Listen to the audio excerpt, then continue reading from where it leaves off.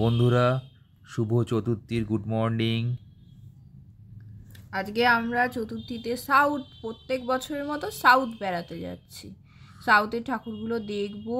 এই আমরা ফ্ল্যাটের তলা দিয়ে নামলাম, নেমে এই আমাদের পাড়ার ঠাকুর এটা। এবারে বাঁশ দিয়ে ব্লক করা আমরা এগোচ্ছি।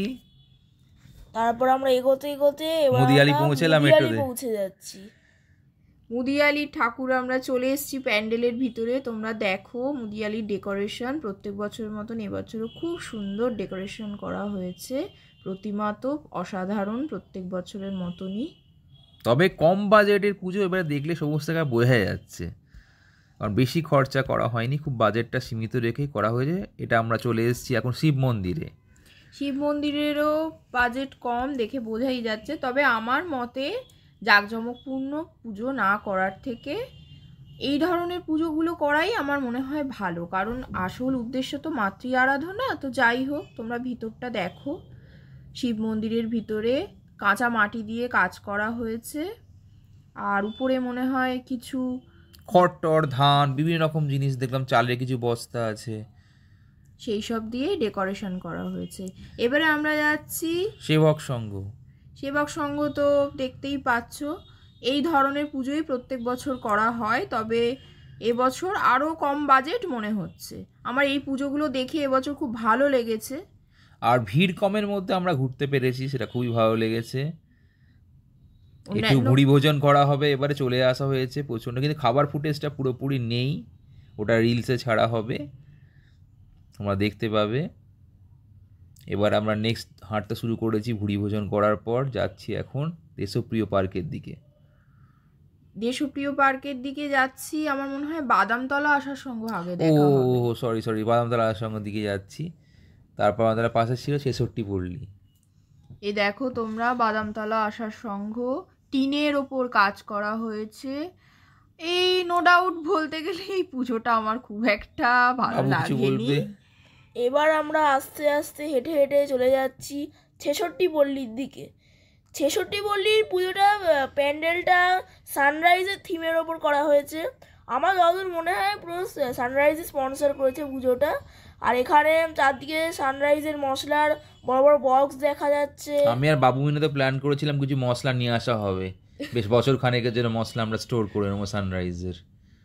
দেখতেই পাচ্ছ চারদিকে সানরাইজের মশলা, পুরো গ্রসারির ওপর এটা করা হয়েছে। হ্যাঁ, বাবু ঠিকই বলেছে, এটা মনে হয় সানরাইজ থেকেই স্পন্সর করা হয়েছে।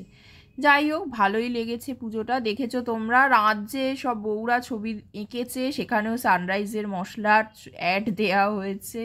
এরপর আমরা যাচ্ছি দেশপ্রিয় পার্কে পৌঁছে গেছি। প্রচণ্ড রোদ, এই সময় আমার ক্যামেরাটা একটু প্রবলেম করছিল, তা কিছুটা আমরা ব্যাটারির ইস্যু হয়েছিল। এই দারুণ ঠাকুর দেখছি এখন, দেখো দেশপ্রিয় পার্কে পুরো হোয়াইট। তবে এই প্রথম আমরা দেশপ্রিয় পার্কের পর তিধারার দিকে যেতে পেরেছি, কারণ তিধারা বিগত 2-3 বছর ধরে আমাদের দেখাই হয়নি, এত ভিড় ছিল। এবছর ফাঁকায় ফাঁকায় ঠাকুর দেখে প্রত্যেকটা প্যান্ডেল কমপ্লিট করতে পেরেছি। এই তিধারার দিকে আমরা যাচ্ছি, আমাদের তিনজনে গুটি গুটি পায়ে এগোচ্ছি তিধারার দিকে। সামনেই তিধারা, অপূর্ব গ্রিন কালারের, কিন্তু ফুটেজটা পুরোপুরি নেই, রিলসে আমরা দেখাবো তোমাদের। এরপরে তোমরা দেখতে পাচ্ছ আমরা হিন্দুস্তান ক্লাবে চলে এসেছি। এখানে রিক্সার থিমের ওপর করা হয়েছে। এই আমরা বেরিয়ে গেলাম, বেরিয়ে আমরা সিংহি পার্কের দিকে যাচ্ছি। সিংহি পার্কের প্যান্ডেল তোমরা সামনে দেখতে পাচ্ছ।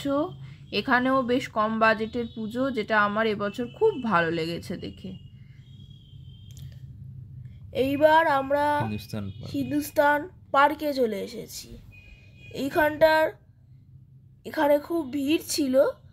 আর এবার আমরা চলে এসেছি বালিগঞ্জ কালচারের দিকে আমরা এগিয়ে গেছি। আমার সব থেকে ভালো লেগেছে বালিগঞ্জ কালচার, অদ্ভুত কাঁচের টুকরো দিয়ে দিয়ে করা তার গ্রিলগুলোর ওপরে, আর চিকচিক করছে, বিভিন্ন আরশিনগরের ওপর করেছে। এর থিম দিয়েছে আরশিনগর।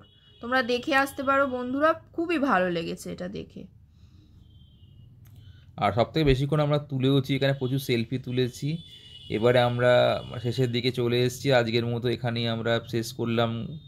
ধীরে ধীরে এবারে আমরা ঠাকুরের ছবি টবি তুলে সেলফি তুলে গন্তব্যস্থলের দিকে এগোবো। তোমাদের সঙ্গে আবার দেখা হবে। তোমাদের কার পুজো কেমন কাটলো জানিও, আর তোমরাও যা যা রিলস ছাড়বে সেগুলো আমাদের দেখতে পাবো। তোমরা কমেন্টস করো, কেমন আমাদের রিলস লাগছে জানিও, আমাদের বেশি সাপোর্ট করো। বেশি করে সাপোর্ট করো, পাশে থেকো, আমরাও পাশে